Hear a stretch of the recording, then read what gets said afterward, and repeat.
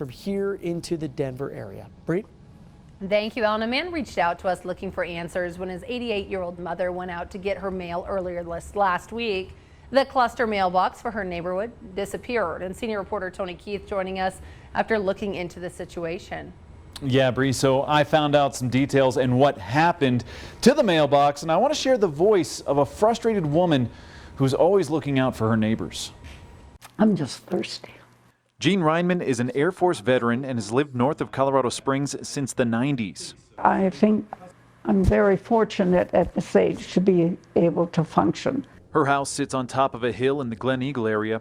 She's the type of neighbor that even at the age of 88, she's the first one to get out her snowblower and help her neighbors. I do 5 of my neighbors' driveways. On January 10th, Jean went to pick up her mail like she always does. The mailbox was gone. There was no notice, no anything. It was just missing. Now, the cluster of mailboxes that serves about 12 residents in this area used to sit here, but the evidence of what happened, it is left behind me. Let me show you what it looks like with my phone. Colorado State Patrol tells me they responded to this house the night of January 9th for a crash. The driver of a Kia stepped out of the vehicle while it was in this driveway.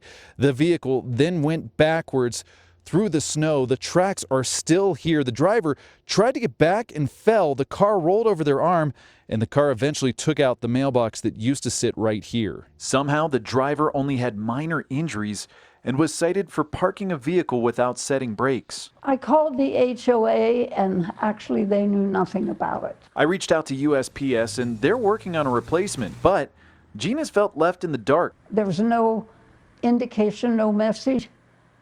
And I think my point here is there was no communication. Now, I checked on my drive-in. The mailbox hasn't been replaced yet. Jean and her neighbors, they've got to drive 24 miles to pick up their mail right now.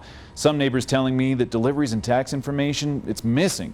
A spokesperson with USPS was very responsive when I reached out, and his message to the public and Jean, just keep trying to keep up that line of communication. If phone doesn't work, try in person. If that's not working, try email. Bree? Well, thank you, Tony. So do they or don't they have a ceasefire agreement? According to reports, the deal may be in limbo, and after the break, we're getting a live update on what exactly is going on with the ceasefire deal between Israel and Hamas.